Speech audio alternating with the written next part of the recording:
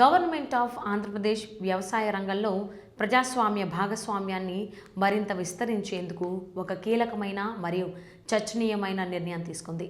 సాగునీటి సంఘాల ఎన్నికల్లో పోటీ చేసే అభ్యర్థులకు అమల్లో ఉన్న 2 పిల్లల పరిమితి నిబంధనను పూర్తిగా రద్దు చేస్తూ నీటిపారుదల వ్యవస్థల యాజమాన్య బిల్లుకు శాసనసభ ఆమోదం తెలిపింది.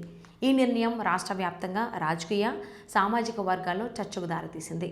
జలవనరుల శాఖ మంత్రి నిమ్మల రామానాయుడు వివరణ ప్రకారం ఈ మార్పు వెనుక కేవలం రాజకీయ లాభ నష్టాల లెక్కలు లేవని, మారుతున్న జనాభా గమనాన్ని, డెమోగ్రాఫిక్ షిఫ్ట్స్ ఏవైతే ఉన్నాయో అవి పరిగణలోకి తీసుకున్న నిర్ణయం అని స్పష్టం చేశారు.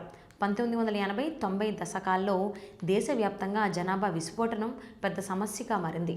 ఆహార భద్రత, వనరుల వినియోగం, ఉపాధి అవకాశాలపై ఒత్తిడి పెరగడంతో అప్పట్లో కఠినమైన జనాభా నియంత్రణ చర్యలు చేపట్టారు. అదే నేపథ్యంలో స్థానిక సంస్థల ఎన్నికల్లో కూడా 2 పిల్లల నిబంధనను అమలు చేశారు.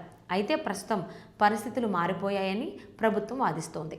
ముఖ్యంగా గ్రామీణ ప్రాంతాల్లో సంతానోత్పత్తి రేటు గణనీయంగా తగ్గిపోతుండడం గమనార్హం.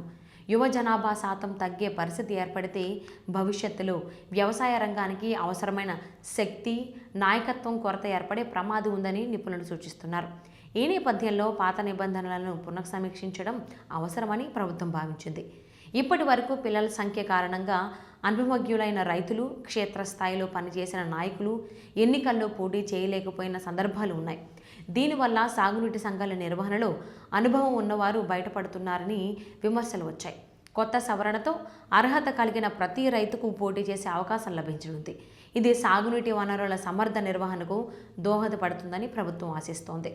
ఒకప్పుడు జనాభా తగ్గించాలి అనేది ప్రధాన లక్ష్యంగా ఉన్నప్పుడు తీసుకున్న విధానాలు ఇప్పుడు జనాభా సమతుల్యతను కాపాడాలి అనే కొత్త ఆలోచనకు మారుతున్నాయనే సంకేతాలు ఈ నిర్ణయం ద్వారా కనిపిస్తున్నాయి. గ్రామీణ సమాజంలో మారుతున్న సామాజిక, ఆర్థిక వాస్తవాలను దృష్టిలో ఉంచుకుని తీసుకున్న ఈ సవరణ భవిష్యత్తులో వ్యవసాయ పాలనపై ఎలాంటి ప్రభావం చూపుతుందన్నది ఆసక్తికరంగా మారింది.